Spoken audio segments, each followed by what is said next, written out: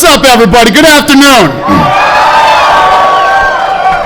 All right, I got to make one quick announcement here, and then we'll get into the good stuff.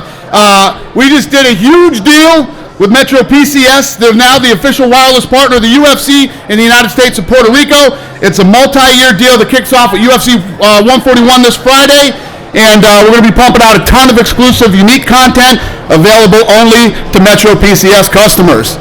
Now, on to the fight. Obviously, a great weekend. Big card this weekend here in Las Vegas. Happy holidays, everybody, by the way. We got Donald Cerrone versus Nate Diaz in the co-main event. And Alistair Overeem versus Brock Lesnar. All right, let's get to the media. Who's got it? First question. Raise your hand. I'll bring you a mic. Mr. Morgan. Good thing you got a mic, huh? Yeah. Keep.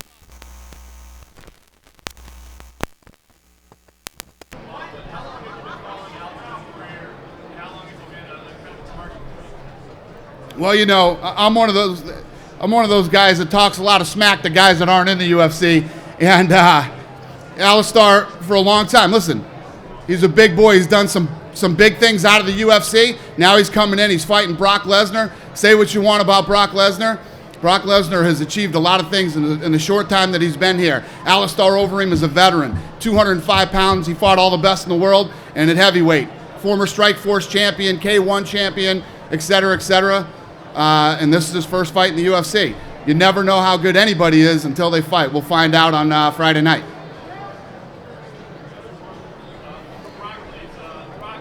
Can we get a mic that works over here?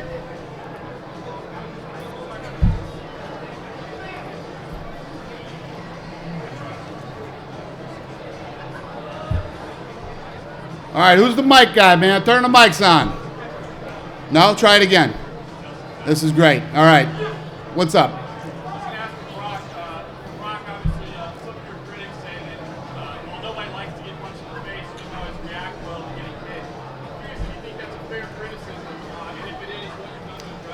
The question was, critics always criticize Brock Lesnar saying he doesn't like to get punched in the face.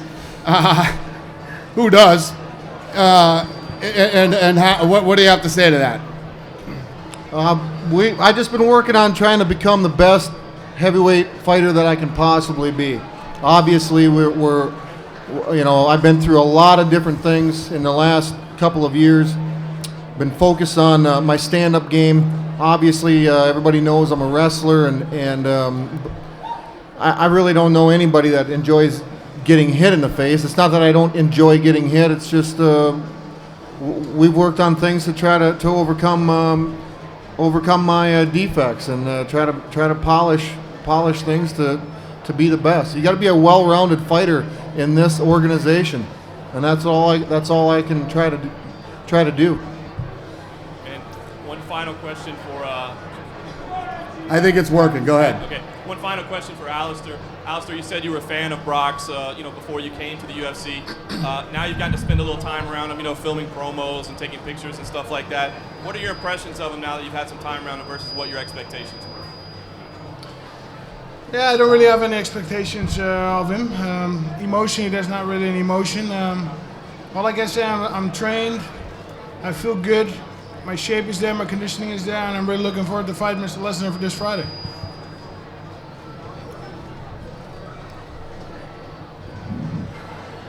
Raise your hand. They'll bring in the mic that doesn't work.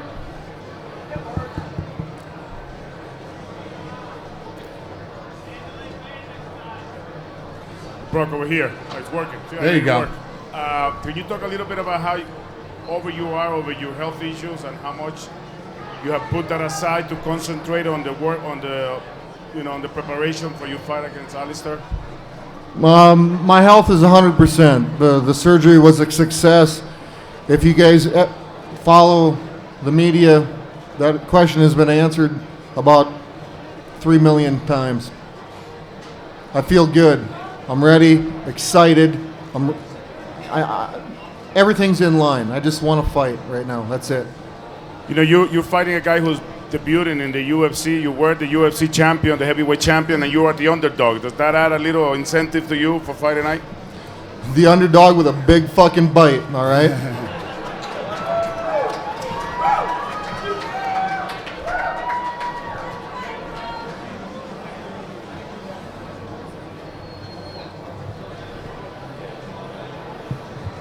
Hey Dana, can you talk about the lightweight fight? The lightweight division is so filled with talent. You've been talking about it all year. Where was the win put either one of these guys as far as the title shot is concerned? They're up there. This is a big fight in that weight division. I love this fight. I'm as excited about the co-main event as I am the main event. Both of these guys are mean. They're both nasty. You know, they've had some words between each other, and they're both very talented, well-rounded guys. I'm looking very forward to this fight. So nothing specific though, as far as win for Donald, win for Nate. We got to see what happens. You know what I mean? They're definitely up there. I mean, they both had some big wins. I'm not sure, but I'm pretty sure his last fight was Gomi. He just looked incredibly impressive against Gomi, and this kid's been on a tear, man. He's been stopping everybody. And then for Donald, I mean, you've had a terrific career. You only have 3 losses. They all came around kind of the same time frame, about 1 year. Span of like 15 months, you lost those 3 fights. Is there anything you can point to that you were doing wrong? What do you attribute that kind of bad stretch for you? Just getting my mind right, if it was. I just wasn't mentally ready. Those are big fights, title fights. I've been working with sports psychiatrists, getting everything lined up, getting my brain and my hands and everything to work together. And come Friday, it will. What do you think about Nate as an opponent? I mean, you've gotten into the UFC. You face some tough guys. Is it safe to say that Nate is definitely the top one that you're going to face so far, though? 100%. I've been following Nate and his brother for a long time. Those two come to fight. They're game opponents. No matter who, no matter what, they throw down. And come Friday, he will show up. I know that without a doubt in my mind. And he will come to fight, and it's going to be a very exciting, action-packed fight. And then one more for you, Dana. Before the WEC merged into the UFC, there was always talk about how would those lightweights fare against UFC lightweights. Now you got Ben Henderson fighting for the title. You got Donald on a tear. I don't think you ever really thought that the WEC guys were less than the UFC guys, but has it surprised you a little bit how these guys have been able to kind of run through the division the way they have? And it was never that thing was less. It was the lighter weight classes. I mean, basically, we didn't have the lighter weight classes. The WEC did. It was never that they were lesser fighters or in a smaller league. It was a completely different. We had 55 and up. They had 55 and down. And yes, we knew, anybody who ever watched the WEC knew how exciting it was, and we knew it was going to be exciting once they came into the UFC.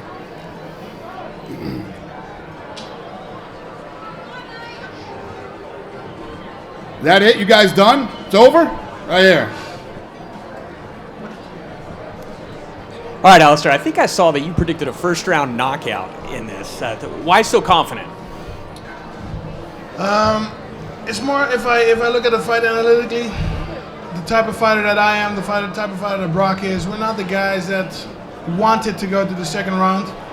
I mean, he's gonna, judging him from his character in his previous fights, he's gonna come in for the kill, and so am I. So 1 + 1 is 2. Are you surprised you're a favorite? No, not really, because of course, I've been cleaning house overseas. I have a lot of experience. This fight is going to be my 69th fight. I've been fighting for the last 14 years. When I was 19, I had the amount of fights that Brock has now. So I understand a little bit. And Dana, one for you. This contrast in styles, 2 huge guys like this. Is this kind of like the ideal matchup? Is it the what matchup? Like the ideal matchup, contrast in styles, things like that? Yeah, this is going to be one of those. This is the classic striker versus wrestler. I think that, I don't know anybody's game plan or what they're doing, but obviously Alistar is going to be looking to stay on his feet and try to knock Brock out, and Brock's going to try to get Alistar down, get him in that side control position that he does, and smash him. That's Brock's trademark move, and Alistar's is to stand up and knock you out with kicks, knees, or punches. Question for both Cowboy and Nate. Obviously, we've heard a lot about this kind of altercation you guys had. I've heard slightly varying stories from each of you. Maybe if you could each kind of recount exactly what happened there and what that whole situation was all about. Let's start with Cowboy. And the altercation was there. It's over now. Words were said. The fight's happening, man. Friday, it's on. That's all it was. I just went up to. I never met the kid. I wanted to shake his hand. I understand where he comes from. He doesn't want to be friends. He doesn't want to have any kind of interaction with any guys he fights, and that's just how he approaches different fights. At the time, I didn't realize that. You know, I went up, shake his hand. Hey, man, nice to meet you. I've been following you for a while. So, like I said, words were exchanged. The fight signed, and Friday we're gonna dance. I think it was just made a little more than what it was. I just walked the other way, and I don't know. I came here to fight, train hard for this fight, so that's what I'm here to do. And follow up, if I could, for Cowboy, having heard Nate kind of explain a little bit his kind of philosophy on how he doesn't like to get comfortable with any people he might fight. I mean, did that put it in a different perspective for you? That, you know, maybe it wasn't personal towards you, but that it was just kind of the way he approaches it? Yeah, absolutely. The last couple of days, I've been kind of, the media's directed it towards me that way. But like I said, I didn't understand it at first. But if that's his way of approaching, I don't want to be friends with anybody. I mean, that's what he does. If that's what he has to do to be ready to fight. Hey, hate me, love me, I don't care. All the titles that you have held. But can you talk a little bit about you finally coming into the UFC? We talked a little bit last night about this being the biggest fight of your career, and you know, it's been a long time coming, maybe a little sooner than you expected, and not the opponent that you expected to make your debut in the UFC. Can you talk a little bit about how you've been working with all that? What was the question exactly? Just coming to the UFC, even though you have been part of so many events, so many title fights and everything, but you finally in the UFC. Yeah, that's correct. I'm finally in the UFC. Basically, I already beat everybody outside of the UFC, so for me it was a logical next step. Didn't expect it to happen this soon. I thought it was going to be after the Strikeforce GP, but I got out because of an injury. So all I can say, I'm very happy with the UFC now, the biggest promotion in the world, and my goal is that UFC belt. Brock's in the way. Friday I'm going to beat him. This question's for Brock. Questions for Brock and Alistair. What Dana was talking about, that we got a wrestler versus a striker, and what have you guys done to prepare? Because obviously one's going to want to take it down, the other one's want to keep it standing up. So what have you guys done to prepare differently? To obviously Alistair's want to keep it standing up. Brock wants to take you down and ground and pound.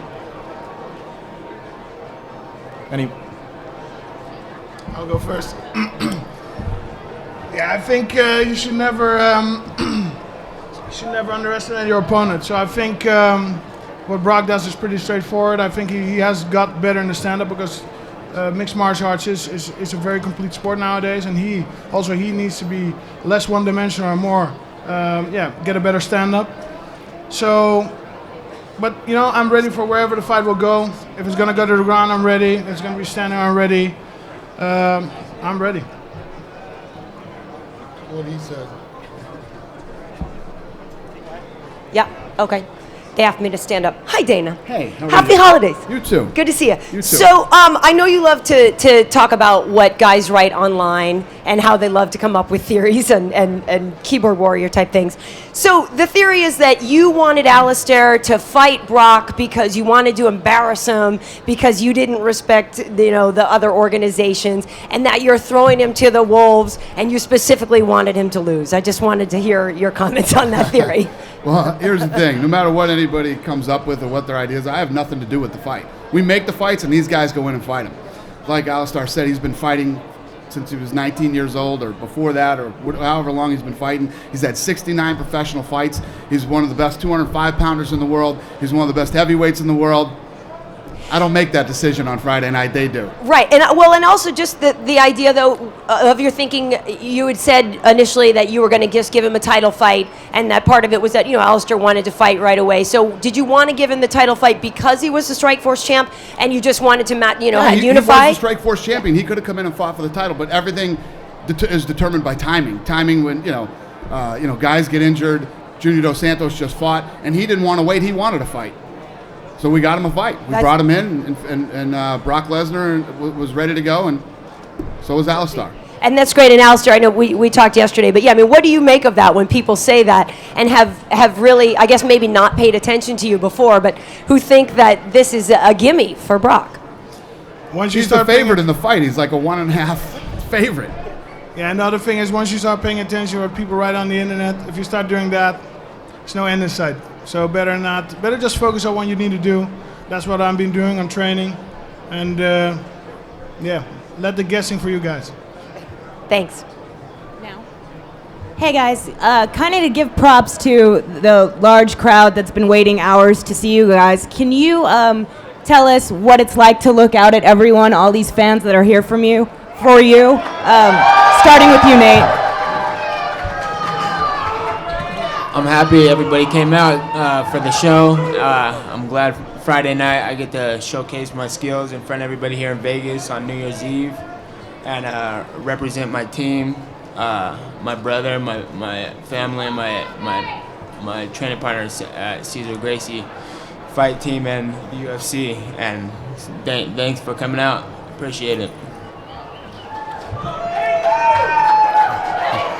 A couple years of what I've gone through, and to be here, to be back fighting, to be in front of my fans and my not so fans, and it's I'm just excited to be here as everybody else, and thanks for waiting around, and we'll put on a good fight Friday night. Well, I'm also very excited and very pleased to see so much attention, so much fans come to the press conference, and it's going to be, it promises to be actually fantastic this Friday. Yeah, I'm super excited, man. Biggest show of the year, closing out the year with a bang. Everyone here in Vegas, it's going to be awesome, man. 2 stand-up warriors going out there, it's going to be awesome. I can't wait. Dana, earlier today, Junior Dos Santos said that he was about 10 days away from being 100%. Assuming there's no major injury to the winner of this bout, when can we anticipate a title fight? Yeah, that's a good question. I don't know, and I didn't know that he was that close to being ready. But that's good news. Believe me, I got a lot of fights to do next year, so whoever the winner is from this fight comes out uninjured and, motivated to jump in and fight again right away, I'm all for it. So whatever happens, happens. One more question. Scott Coker mentioned recently that Strikeforce is going to be focusing more on the lighter weights with the conclusion of their heavyweight tournament. Is there any... Not more on the lighter weights. 205, 185, 170. Okay, well, not the heavyweight. Right. With the conclusion of their heavyweight tournament, is there any thoughts about bringing that winner over to UFC? Yeah, they're going to fight one more time on Showtime after that fight, and then, yeah, we'll be looking to bring some guys over here in the UFC. Thank you. Yep. This question is for Brock. Brock, I have to tell you, you really impressed me on UFC on Fox on your debut. When you were a commentator, you were speaking, you were on the show, you did fantastic. I was thoroughly impressed. Do you see more TV in your future like that outside of the octagon? Oh, yeah, he's a real bundle of joy. And Dana, you were great as always. It was always a pleasure to see you. Of course, yeah, we are a Fox station, real so. Fun and so fun being around, just spending quality time with him and hanging. You know what I mean? Did you have fun? I mean, did you prep for it? Did you read the teleprompter? What did you do? I've been in front of the cameras for a long time. My stint in the WWE helped groom me in many different ways other than just being in the octagon.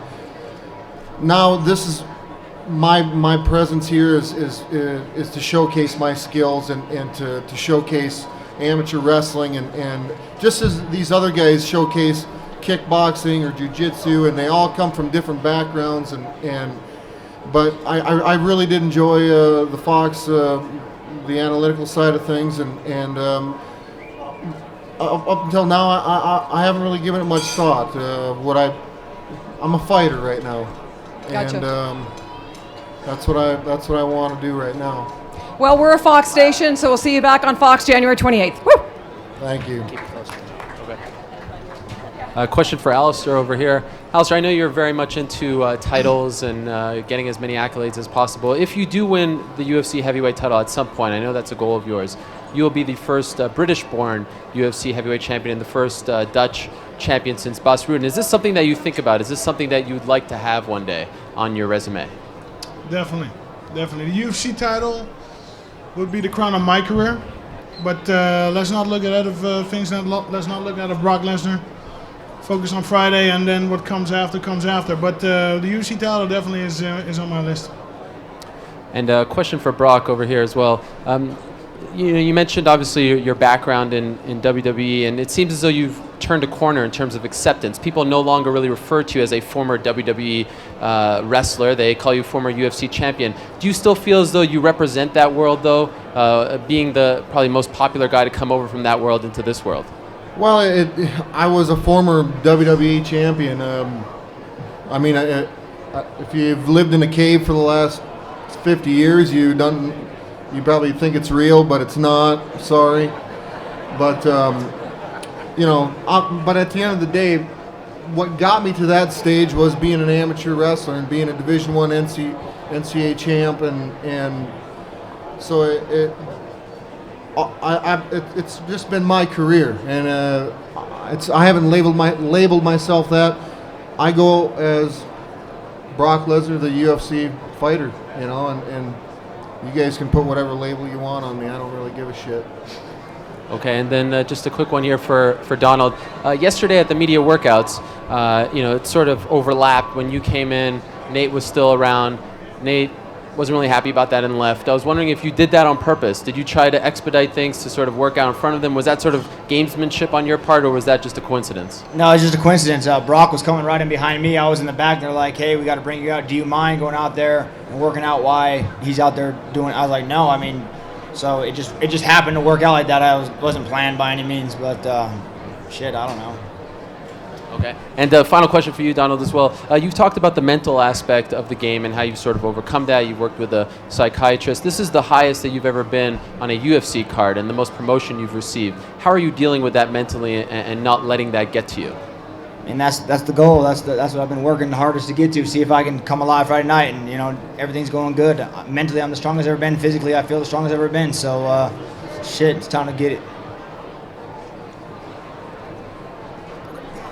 Hi, Alon Pdut from Energy Sport Israel. First time that major Israeli media sends someone to cover this. All right. So there's a growing community. I don't know if you all know that, but in Israel there's a huge and growing MMA fan. So I like it. Yeah, it's great.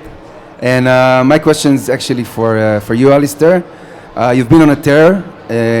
Most of your big wins came in the first round, so I understand why you won this one to go in the first round.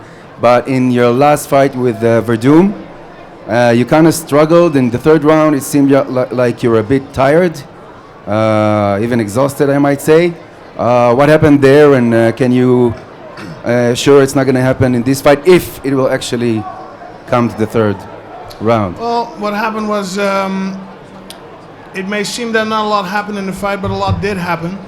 I mean, Verdum, in my opinion, is the best grappler in MMA. He had a very nice winning streak and a very strong win over Fedor. And he's definitely not an opponent to be taken lightly. I had some issues in the preparation of the fight. I broke my foot, which hampered me in some conditioning training, some running. I couldn't run anymore. Switched to swimming though. But it was, all but all, it was not optimal. And then in the fight, I broke my rib. So there were some factors. It was not the most beautiful performance, but nevertheless a dominant one. And then again, Verdum is not a guy to take lightly. He's a strong, dangerous opponent and a clever fighter as well. Thank you.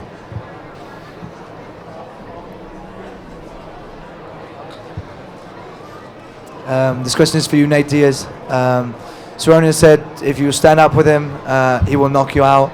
You've been standing up in a lot of fights lately, but you come from Cesar Grace's background. Do you see this fight being a stand-up war, or are you planning on taking it to the ground? I train really hard, kickboxing, boxing all the time, and everywhere. So we're gonna have to see what happens Friday night. And for you, Alistair, Brock Lesnar's brought in some great heavyweights like Pat Barry, and they were talking about his stand-up and how much he spent time working on his stand-up. Do you expect him to stand up with you at all, or just work for the takedown? He will have to stand up with me because he's not going to get that takedown. And then we're going to see what his level is in the stand-up. I can tell you this, Pat Barry is not my level in the striking though. Close to your mouth. This question's for Brock. Brock, you just mentioned your previous involvement in the WWE. Explain to us the difference between going out to a WWE match and stepping out to a UFC match, and how that has really driven you to MMA as opposed to wrestling? Because I'm assuming it wasn't money that brought you over to the UFC.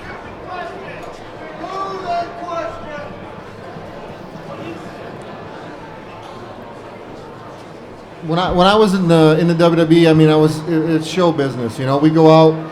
At the end of the day, you know, people get hurt inside the ring, and we try to take care of one another in there. But I approached it this kind of this. You know, I've been a competitor since I was 5 years old. I mean, I started wrestling when I was 5, and street fighting when I was probably 8. Who knows? I mean, that's all we grew up. There was nothing much else to do. Go to the next town and scrap and steal other guys' girlfriends. But you know, so I mean,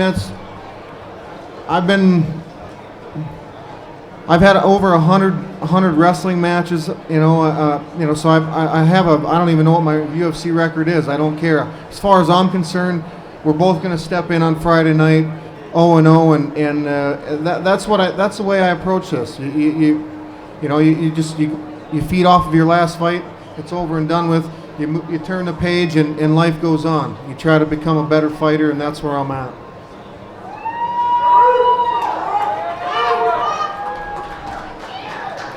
We'll take one more question here. Do any of you have any question? Then I'll open it up to the fans. Here we go. For Dana, can you just talk about, this is the second long stretch you've had without Brock around, missing periods of action. Can you talk about what he means to the company and how important it is for him to be headlining events as far as sales and that thing? Yeah, well, not only Brock, but the heavyweight division right now. I say it all the time. The heavyweight division is bigger and better than it's ever been, and it continues to get bigger and better. With Alistar over here now too, there's so many great fights that we can make. But yeah, I think that out of all the criticism that Brock takes from some of the fans, it would be pretty damn boring if Brock wasn't in the heavyweight division. It's exciting, it's fun when he's here. His fights are exciting, and like I said, he's a guy who's accomplished a lot of things in a short amount of time, and especially being a guy who's come over and really with the. I've said this many times, honestly, before he came over here 1-0. Nobody walks into the UFC 1-0 and then comes in and then fights the best heavyweights in the world. We didn't throw cream puffs at him. You know what I mean? He's fought the best in the world since he's been here, and he's done pretty damn well.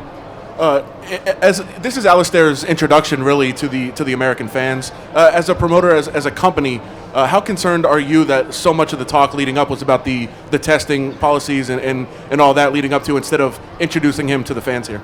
Yeah, it's just one of those things that happens. Listen, this guy's the most tested guy in sports right now,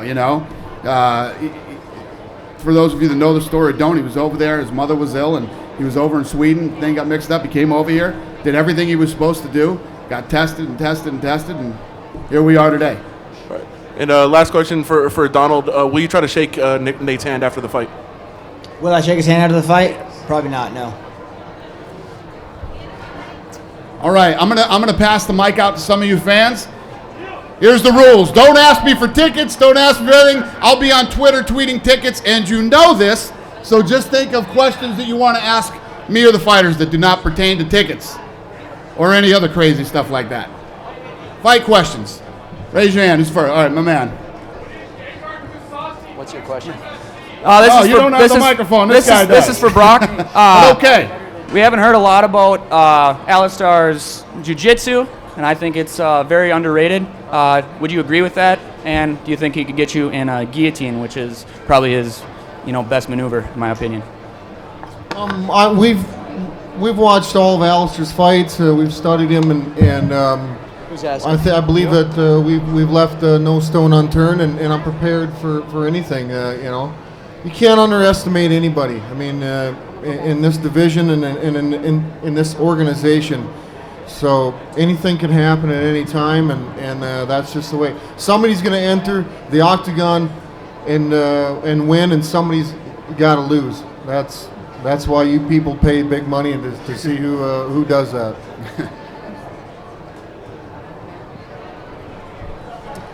Hey, sweetie, go ahead. Nate, is your jiu-jitsu better than the Cowboys? We're going to have to see. I don't know. but I train with top level jiu-jitsu guys. So Go Nate! Woo! thank you.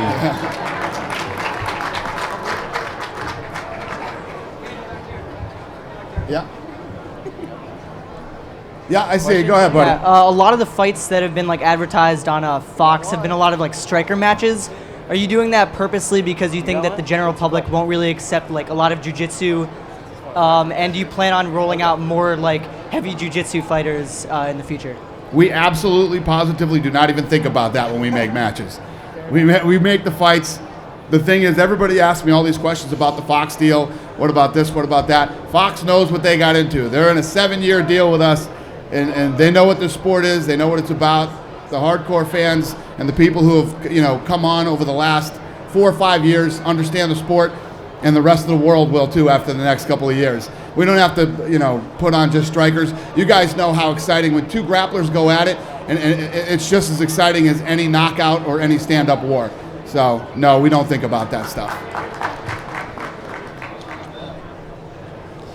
Hey Cowboy, this is for you. This will be your 5th fight in the year. So win or lose, come on Friday. You looking to get back in the cage as quick as possible and whip some more ass? Yeah, definitely as quick as possible. Hopefully I can get out there and fight in Japan in February, so that'll be badass.